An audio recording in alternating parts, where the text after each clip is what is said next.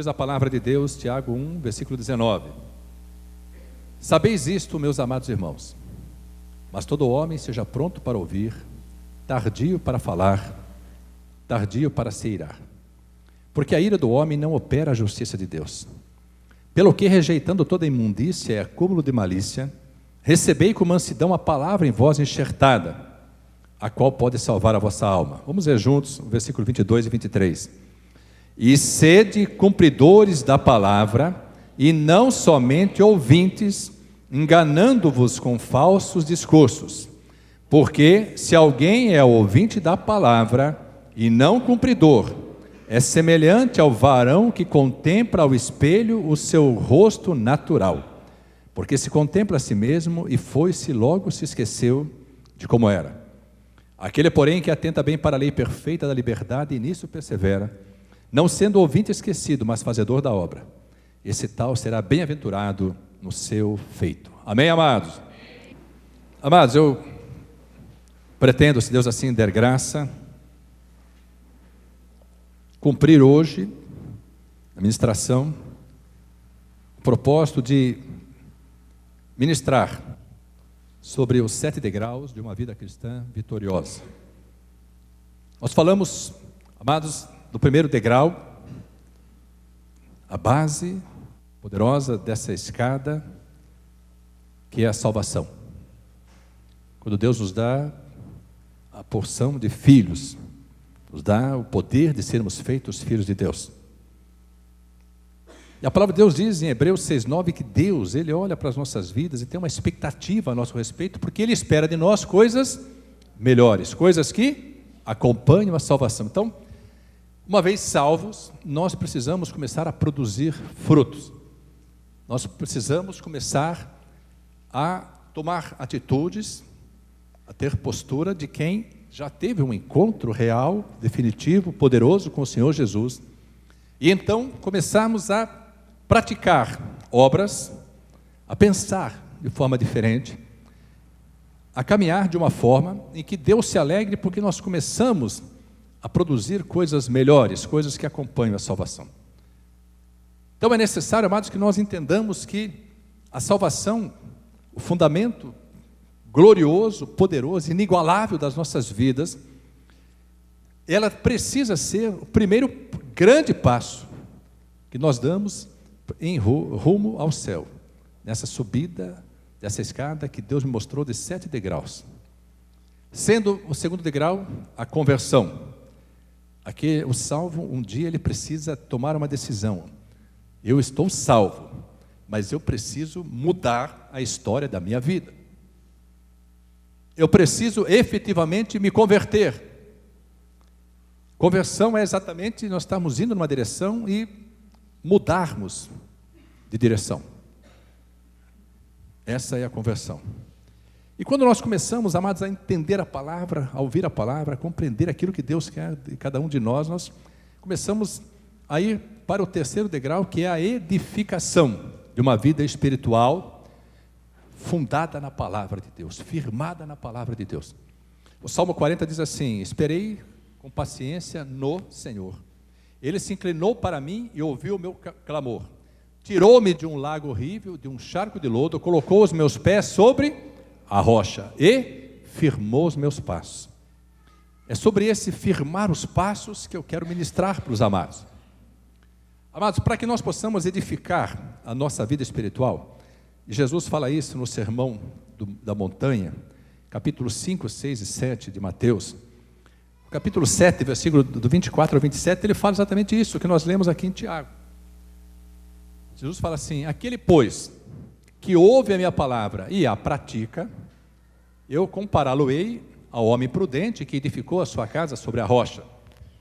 E assopraram os ventos e transbordaram os rios e bateram contra aquela casa, mas ela não caiu, porque estava edificada sobre a rocha. Então ele diz que há uma parte do povo de Deus, fala de um tipo de crente, que está na igreja, que ouve a palavra, mas não é apenas ouvinte da palavra, mas praticante da palavra, cumpridor da palavra. Amados, é bem mais fácil nós ouvirmos a palavra, lermos a palavra, conhecermos a palavra do que obedecermos e cumprirmos a palavra. Porque tem coisas que a palavra de Deus determina que nós façamos que vão contra a nossa natureza. E essas ordenanças de Deus, elas evidenciam o combate que há no nosso interior entre o velho homem e o novo homem, recém-nascido em Cristo. À medida que nós vamos conhecendo, obedecendo, praticando a palavra, Deus começa efetiva e poderosamente a renovar a nossa vida, nos fazer novo, fazer de cada um de nós uma vida nova. Então somos feitos novos a cada dia que decidimos obedecer e cumprir a palavra. E aí, quando vêm as tempestades, eu queria que você pudesse entender, quando Jesus fala assim, soprar os ventos e transbordar os rios, e bateram contra aquela casa, ele está falando da nossa vida, da nossa casa espiritual. Mas nós não seremos livres nunca das tempestades. Tem um louvor muito bonito, depois, se for possível, eu queria que a equipe de louvor pudesse trazê-lo ao final. Nós entendemos exatamente isso, que fala assim que sobre a tempestade nós voaremos e descansaremos, né? Porque Ele é Senhor, e Ele, dando ordem, o vento e o mar se aquietam. Então eu queria que nós pudéssemos entender, as tempestades vêm, amados, exatamente para provar os nossos corações, para saber o que está dentro de cada um de nós, o que nós vamos produzir e como que nós vamos suportar isso. Se nós estivermos firmados na palavra, não sendo apenas ouvintes, mas praticantes, cumpridores, obedientes à palavra, você pode sofrer o revés que for, você pode sofrer o vendaval que for, você vai permanecer firmado, inabalável. E nós somos comparados também à águia. A águia, ela aproveita a força da tempestade exatamente para subir e empreender cada vez voos mais altos. O crente experimentado, ele sabe, amados, que as tribulações, as provas, os vendavais, as tempestades são oportunidades que Deus lhe concede para que ele possa crescer. E é assim que Deus espera que façamos, é assim que Ele quer que sejamos.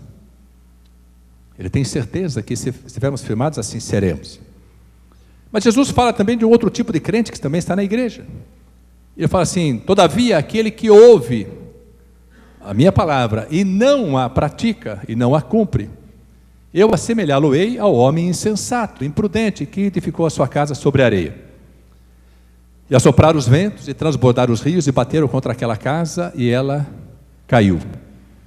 E foi grande a sua ruína, porque estava edificada sobre a areia.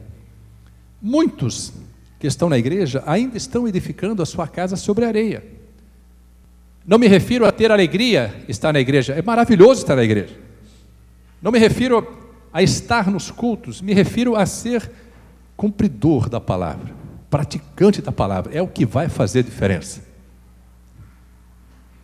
Esses dias eu conversava com uma vida, essa vida me disse assim: pastor, eu oro muito, mas às vezes as lutas são tão difíceis porque eu não consigo vencê-las, são muito mais fortes do que eu. Eu disse para ela: é porque a oração, ela tem uma essência, ela tem um fundamento, mas o que faz com que as nossas vidas suportem os vendavais, as tempestades, é o conhecimento e a prática da palavra. Nós podemos assim orar muito, glória a Deus por todo aquele que ora, mas é necessário que saibamos, inclusive, orar a própria palavra, devolvendo para Deus aquilo que Deus já liberou sobre as nossas vidas. Em tempos de angústia, diz a palavra, Salmo 46 diz assim: Deus é o meu refúgio e fortaleza, socorro bem presente. Em que hora? Na hora da angústia. Então, se nós vamos estar angustiados, estamos passando pela estrada da angústia, nós temos que clamar, dizendo: Senhor, Tu és o socorro bem presente na hora da angústia. E a Tua palavra me diz, Senhor, que se eu habitar no Teu esconderijo, se eu estiver firmado na Tua palavra, a Tua sombra descansarei. Senhor, eu tenho preocupação com a minha família, com a minha vida, com a minha casa, Mas tu dizes em tua palavra que se eu fizer do Senhor o meu refúgio, do Altíssimo a minha habitação, nenhum mal me sucederá, nem mal algum chegará à minha tenda. Porque tu, Senhor, dará ordem aos teus anjos para me guardar em todos os meus caminhos. Então, Pai, eu vou descansar. E quando você estiver passando por um tempo de privações, de escassez, de carência, Deus te dá a oportunidade de conhecer muito mais que o Salmo do pastor. Deus te dá a oportunidade de conhecer o pastor do Salmo, e você vai poder dizer verdadeiramente: o Senhor é o meu pastor, e nada me faltará. Não haverá falta, porque a palavra de Deus diz, Senhor, eu creio, tu diz assim: nunca o justo foi desamparado, e nunca a sua descendência irá mendigar o pão. Não tem falta alguma o justo, porque Deus supre todas as suas necessidades. Deus às vezes até permite que tenhamos alguma falta, para que nós possamos entender esse processo que Ele vai suprir. Mas nós temos que confiar que virá um suprimento. Então, amados, são circunstâncias nas nossas vidas que nos fazem caminhar pela palavra como ouvintes e praticantes, como se fosse uma grande estante onde você pudesse buscar exatamente o livro, o texto que você está precisando para aquela hora específica da sua vida. Eu não sei o que você está passando hoje na sua vida. Alguns eu até sei, mas não sei de todos. Às vezes, como pastor, eu sou surpreendido, mas porque tem tantas coisas que eu não sei e que deveria saber. Não porque eu gosto de saber, porque se eu souber no tempo certo, eu poderei orientar e trazer a ajuda necessária para aquele tempo. E às vezes nós ficamos tempo sem saber algumas coisas de algumas vidas, que quando essas situações vêm ao nosso conhecimento, ao meu conhecimento, por exemplo, não há mais o que fazer.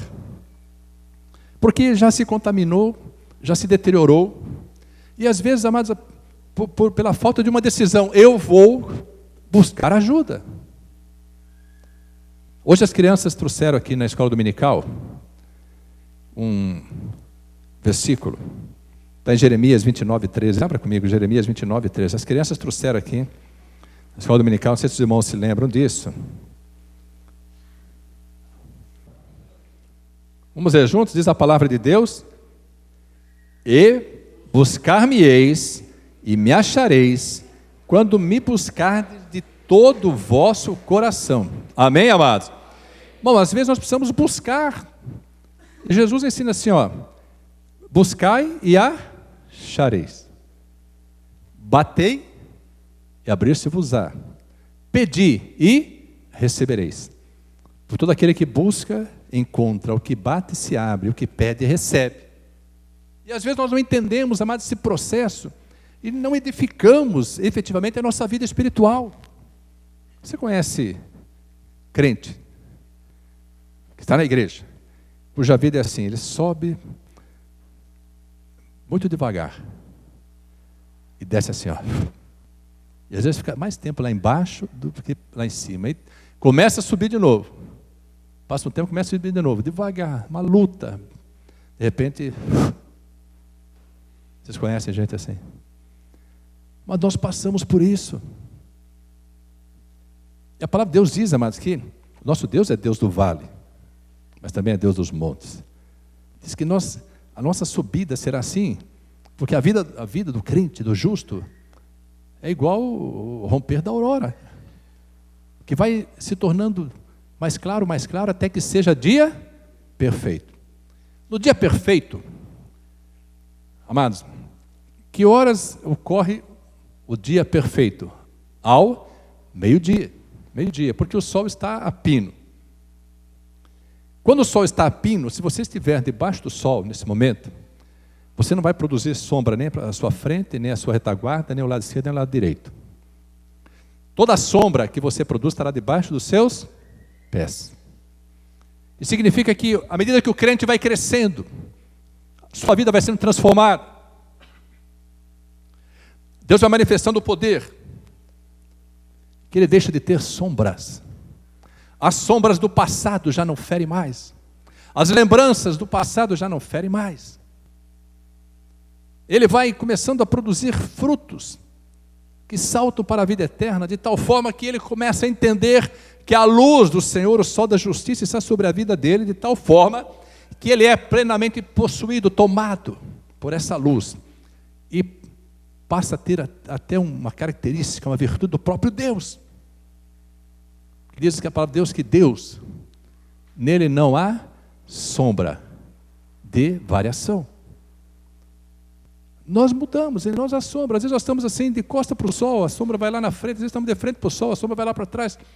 Às vezes o sol está de lado. Irmãos, a luz da palavra não pode estar só de um lado, só de outro lado, só na frente, só na retaguarda, ela tem que vir sobre nós, para que sejamos plenamente iluminados e nós possamos entender esse processo poderoso que Deus está realizando em nós.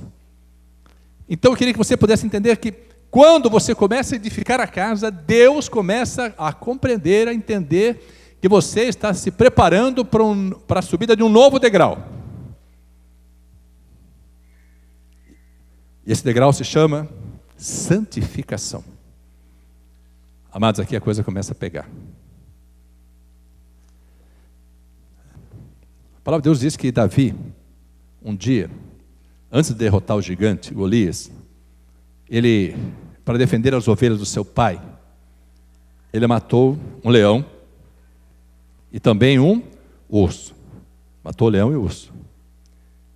Amados, quando nós tomamos a decisão de permanecer firmados, de caminhar, obedecendo a palavra de Deus, como já foi ministrado hoje, obedecendo a palavra de Deus para que as bênçãos venham sobre nós e nos alcancem, e sejamos plenamente abençoados, haverá um tempo em que nós teremos que matar um leão por dia, e às vezes um leão e um urso,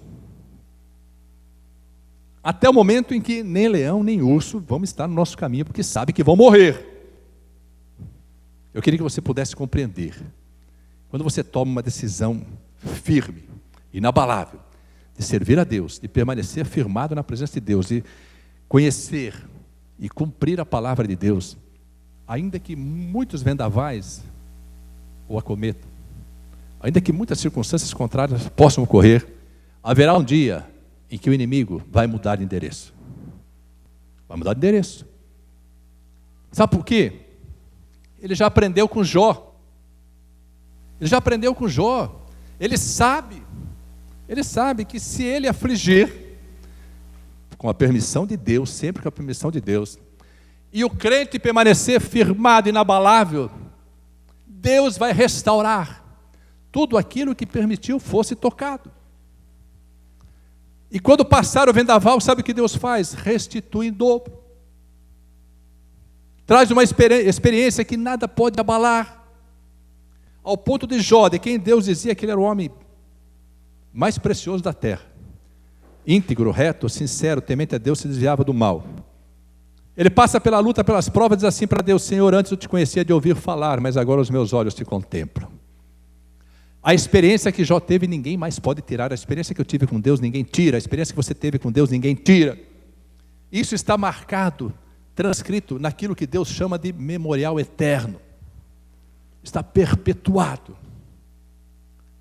Quanto mais experiências tivermos, mais bênçãos teremos, porque estaremos sendo forjados. Às vezes é difícil, porque a palavra de Deus diz em Isaías 41:10, diz assim: eu te purifiquei, mas não como se purifica a prata. Proveite na fornalha da aflição. Mas eu não sei se você já teve a experiência maravilhosa de entrar na fornalha da aflição. A fornalha, ela pode ser aquecida 7 vezes mais. Ela é terrível. Mas Deus diz assim, ó: o fogo não te queimará, nem a chama arderá em ti, porque Ele sempre está conosco na fornalha da aflição. Ele sempre está conosco. Quando Sadraque, Mesaque e Abednego foram lançados na fornalha de fogo ardente, o rei Nabucodonosor olha para a fornalha e fala: o que está acontecendo lá? Eles foram lançados amarrados, envoltos em panos, para que fossem lançados e queimados. Quando eles caíram na fornalha, amados, o fogo só queimou as vestes que se amarravam. Eles estavam com a túnica, dançando na fornalha, Mas não estavam mais só os 3, porque o Senhor Jesus estava com eles. E Nabucodonosor diz assim: quem é aquele que parece o Filho dos deuses, que está dançando com eles na fornalha? O Senhor é o teu socorro bem presente na hora da angústia, na hora da aflição, na hora da fornalha. Ele é a tua vitória. Pode crer e glorificar a Deus, porque grande será a tua vitória. Grande será, em nome de Jesus. Santificação é fácil? Não. Santificar significa separar. Ser santo significa ser separado. Separado para a glória de Deus. Separado do mundo. Separado das seduções do mundo. Dos laços do mundo. Amados, os santos somos nós. Nós já fomos santificados, justificados, cobertos pelo sangue de Jesus Cristo. Não existe nenhum santo com S maiúsculo, a não ser o Senhor Jesus. E todos os santos com S minúsculo. Se você ler as cartas de Paulo, você vai ver aos santos que estão em Coríntios, aos santos que estão em Éfeso, aos santos que estão na igreja. As cartas são escritas para os que estão na igreja, já santificados, separados. Mas nós podemos ser separados, depois estarmos novamente sendo contaminados. Muito que o mundo faz é tentar que nós sejamos contaminados. Uma vida consagrada, ela faz toda a diferença. Consagrar significa tornar sagrado, intocável. Abra sua Bíblia em Hebreus capítulo 12, versículo 14. Eu vou ler do 12 em diante. Portanto, tornai a levantar as mãos cansadas e os joelhos desconjuntados. E fazei veredas direitas para os vossos pés, para que o que manqueja se não desvie inteiramente, antes seja sarado. Segui a paz com todos, e a santificação, leia comigo, sem a qual ninguém verá o Senhor. A santificação, sem a qual ninguém verá o Senhor. Continuando. Tendo cuidado de que ninguém se prive da graça de Deus, de que nenhuma raiz de amargura brotando vos perturbe, por ela muitos se contaminem. E ninguém seja fornicador ou profano como Esaú, que por um manjar vendeu o seu direito de primogenitura. Porque bem sabeis que, querendo ele ainda depois herdar a bênção, foi rejeitado, porque não achou lugar de arrependimento, ainda que com lágrimas o buscou. Irmãos, a santificação é um processo que também decorre de uma decisão. Eu vou me santificar. Mas não estou falando de fazer altar para ninguém, estou falando de você sair dizendo por aí que você é santo. Só interessa para uma pessoa o fato de você se santificar. É a pessoa que você não poderá contemplar se não se santificar. Porque se Deus é santo, Ele fala assim, sede santo, que eu sou santo. Significa que para você olhar no espelho e ver refletida a sua imagem, esse espelho não pode estar embaçado. Tiago diz assim que o homem natural, ele olha para o espelho e depois se esquece como era. Sabe o que, irmãos, você já percebeu o seguinte? Você entra no elevador. Primeira coisa que você vai fazer no elevador, você vai procurar se tem espelho. Não é assim? Se tiver espelho, mas não tem jeito. Às vezes tem gente no elevador, você dá uma saída assim, vai ver se vai olhar no espelho, ver como que está, e você vai dar uma tratada aqui assim, dá uma ajeitada, o homem entra, arruma a gravata. Sabe, irmãos, não tem jeito. Você vai entrar, você tem um compromisso, você subiu. Aí foi para a reunião, voltou, vai pegar o elevador. Pode ser o mesmo que está do lado, ele vai pegar. Você entrou no elevador, primeira coisa que você faz, qual que é? Olhar para o espelho. Mas não tem jeito. O espelho exerce um fascínio tão grande. Mas a palavra de Deus explica que nós precisamos olhar para o espelho várias vezes, porque nós precisamos nos lembrar de como somos, até para que não sejamos muito pretensiosos. Não? Às vezes você acha que está lá, uma maravilha. A hora que você olha para o espelho e fala, nossa, estou arrebentado. Preciso cuidar. Então, para nós olharmos para Deus, que é santo, nós temos que nos santificar. Senão nós não vamos conseguir vê-lo.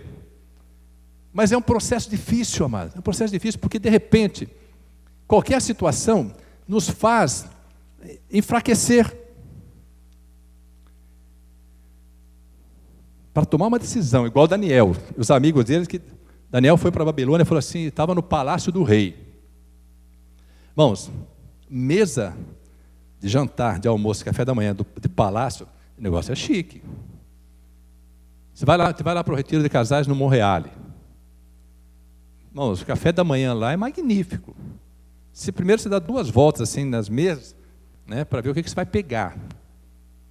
Aí você está pensando uma coisa, você vai pegar, surge outra, falar, se eu pegar aquilo, não vou conseguir comer isso. Tem alguns valentes, né, que comem tudo, né? Depois ora, Senhor, queima. Não adianta, amado.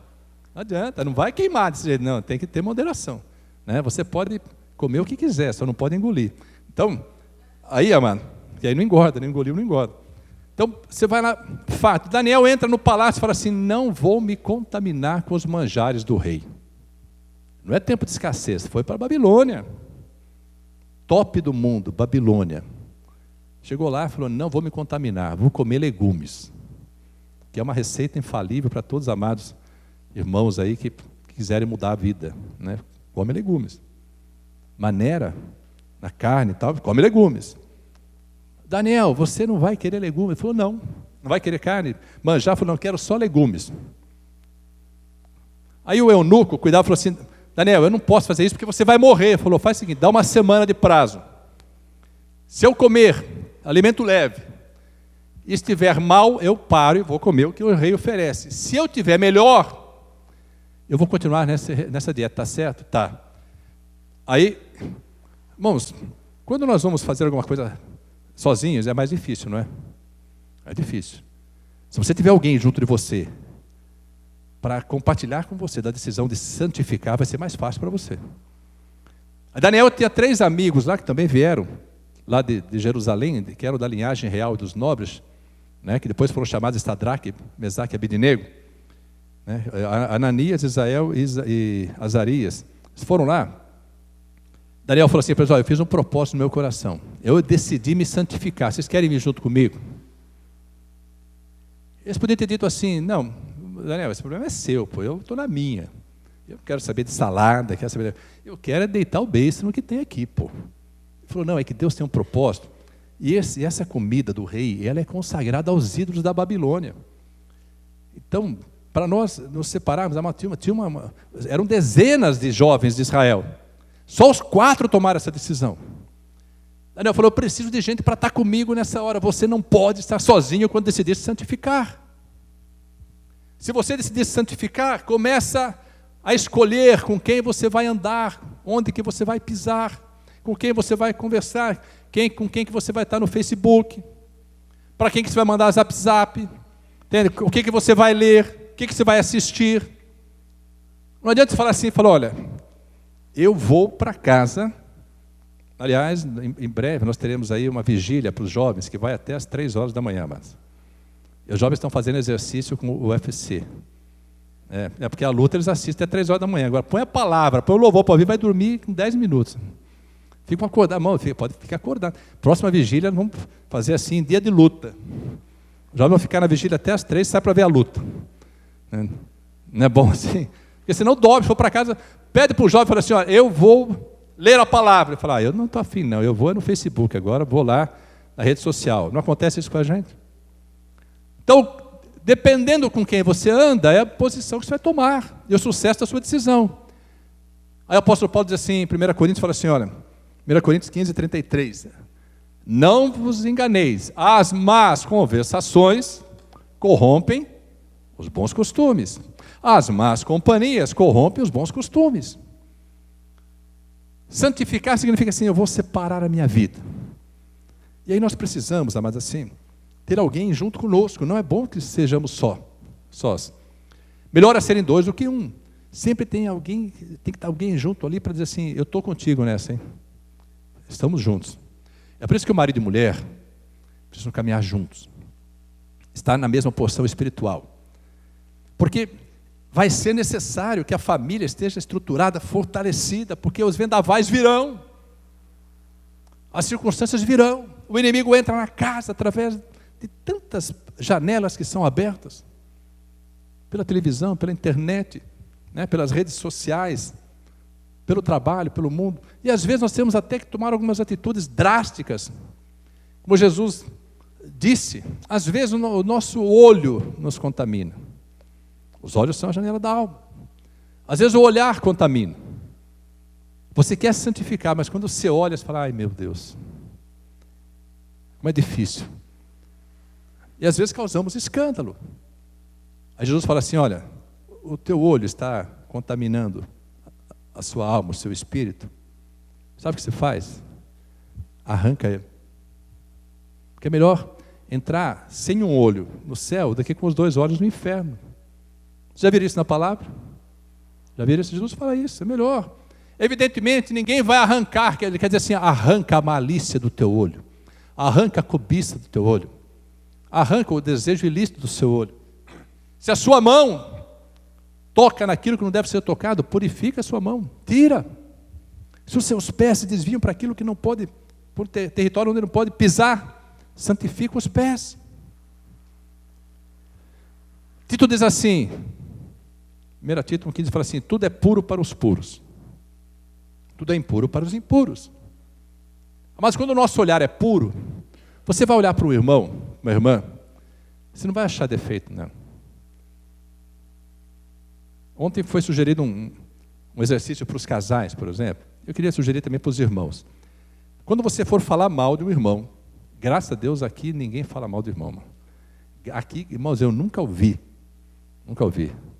né? Falar mal de irmão, só de irmã. Então, ninguém fala mal. Graças a Deus, né, amado?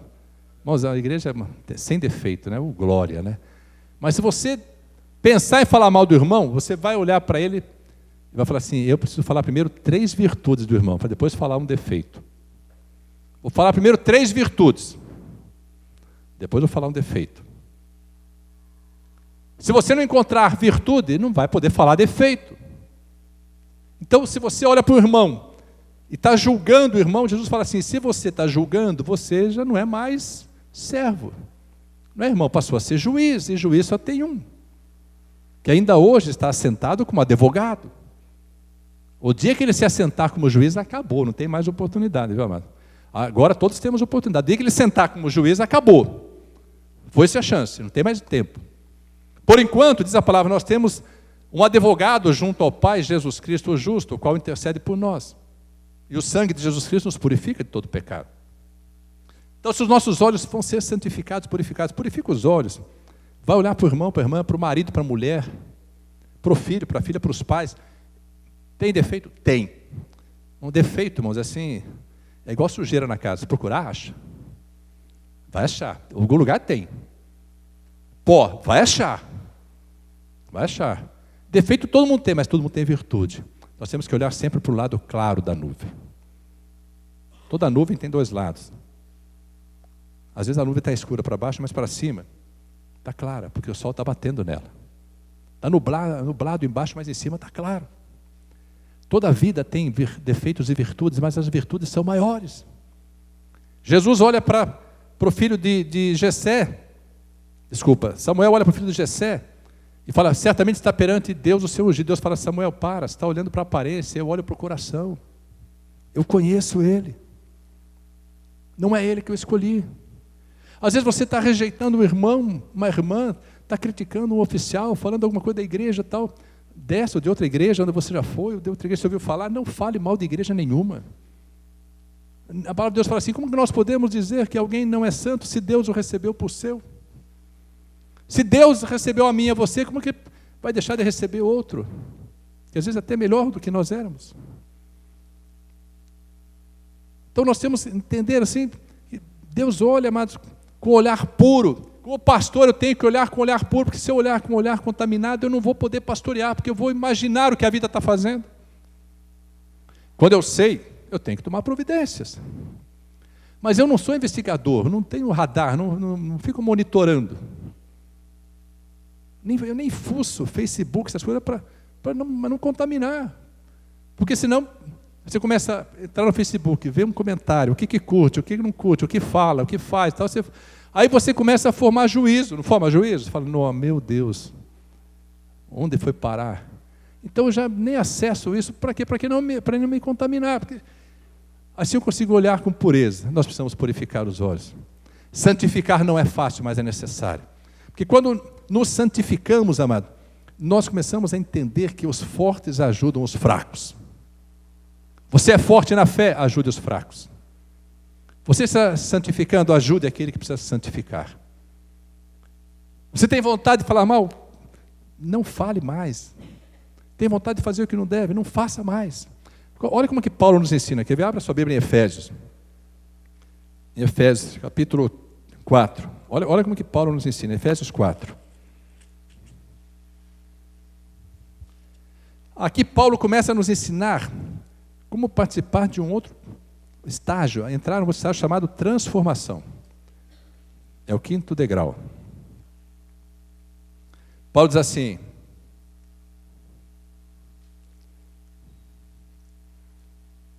Efésios 4:17. Diz assim a palavra de Deus: E digo isto, e testifico no Senhor, para que não andeis mais como andam também os outros gentios na vaidade do seu sentido, do seu entendimento, entenebrecidos no entendimento, separados da vida de Deus pela ignorância que há neles, pela dureza do seu coração, os quais, havendo perdido todo o sentimento, se entregaram à dissolução para com avidez cometerem toda impureza. Mas vós não aprendestes assim a Cristo, a palavra, se é que o tendes ouvido e neles fostes ensinados, como está a verdade em Jesus. Olha agora, que, quanto ao trato passado, quanto ao velho homem, vos despojeis do velho homem, que se corrompe pelas concupiscências do engano, e vos renoveis no espírito do vosso sentido, e vos revistais do novo homem, que segundo Deus é criado em verdadeira justiça e santidade. Pelo que, presta atenção agora, pelo que, as decisões, atitudes, deixai a mentira e falai a verdade cada um com o seu próximo, porque somos membros uns dos outros. Irai-vos e não pequeis, não se põe o sol sobre a vossa ira, não deis lugar ao diabo, se der lugar ele toma lugar. Aquele que furtava não furte mais, antes trabalhe, fazendo com as mãos o que é bom, para que tenha o que repartir com o que tiver necessidade.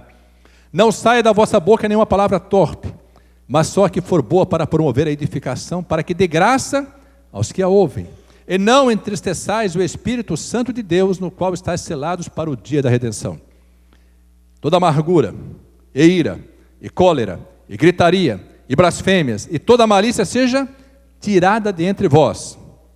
Antes, sede uns para com os outros benignos, misericordiosos, perdoando-vos uns aos outros, como também Deus os perdoou em Cristo. Capítulo 5, leia junto comigo. Sede, pois, imitadores de Deus, como filhos amados. Se Deus é santo, nós precisamos nos santificar. Uma vez santificados, nós começamos a ter essa transformação. Transformação, amados, é a mudança do caráter. Você que está aqui hoje, você conhece vida, ou vidas, que vieram para a igreja e foram transformadas? Quantos conhecem? Levante a mão, quantos conhecem? É o poder de Deus que opera. Quando o marido começa a ser transformado, a mulher percebe. Mas percebe na hora. Percebe na hora. A mulher começa a ser transformada, o marido percebe na hora. A transformação ela opera de tal forma que o nosso entendimento, a nossa mente vai sendo renovada. Transformai-vos pela renovação do vosso entendimento. Mas as coisas de Deus são diferentes das coisas do mundo. O pessoal aí fora acha que nós somos tudo um bando de loucos. Nós somos loucos por amor a Cristo. Nós servimos a Deus. Amados, nós estamos na presença de Deus. Tem coisas que nós fazemos, nós cremos naquilo que não vemos. Nós esperamos promessas, amados, que Deus trouxe lá milhares de anos atrás para Abraão. Nós estamos esperando essas promessas porque elas fazem parte da nossa vida. Deuteronômio 28 são promessas que existem, estão disponíveis para nós desfrutarmos delas hoje. Amados, então nós precisamos ser transformados, mudança de caráter. Deus transforma marido infiel em marido fiel. Deus transforma fofoqueiro em silencioso. Fofoqueiro, né? Não falei fofoqueira, hein? Fofoqueira não existe aqui. Então, Deus transforma fofoqueiros, agora pôs todo mundo, né? Em vidas que param de falar da vida dos outros. Deus transforma mentiroso em quem fala a verdade. Deus muda a personalidade, muda o caráter, sabe por quê? para que nós possamos refletir a glória de Deus em nossas vidas. A transformação é tão poderosa que muitas mulheres vieram para a igreja porque os maridos foram transformados, e muitos maridos vieram porque as mulheres foram transformadas. Muitos casamentos foram restaurados porque os cônjuges foram transformados, restaurados, renovados, mudados completamente. Mas Deus restaura de tal forma que faz com que o casamento seja maior que o amor. Primeiro a solidez do casamento, e Deus vai renovando o amor, vai fortalecendo. O casamento sólido dá oportunidade para o amor. Às vezes nós não valorizamos aquilo que tem valor. Nós precisamos ter transformados, às vezes tomamos tomar posições, amados, assim, radicais. Radicais. Senhor, renova-me, muda a minha vida, muda a minha história. Quando nós alcançamos essa porção, nós vamos para o 6º degrau, e aí a coisa começa a ficar suave. É o degrau chamado frutificação. A frutificação, amados, nós somos árvores plantadas junto aos ribeiros de águas. Quando temos prazer na palavra, produzimos frutos nessa ação própria. A árvore está plantada nesta terra. Dando um exemplo, está plantada nesta terra. Quantos aqui comem maçã? Conhecem maçã, comem maçã? Quantos comem maçã? Glória a Deus. Quantos já viram uma macieira? Já viram um pé de maçã? Quantos já viram um pé de maçã? Levante a mão. Nós comemos maçã, mas às vezes nem conhecemos o pé de maçã. Pé de maçã, pé de pera. Nós tivemos um irmão que foi conosco na Bahia, queria conhecer o pé de melancia. Ele achou que melancia dava em árvore, queria conhecer o pé de melancia. Aí, ele queria saber como que é a árvore de melancia.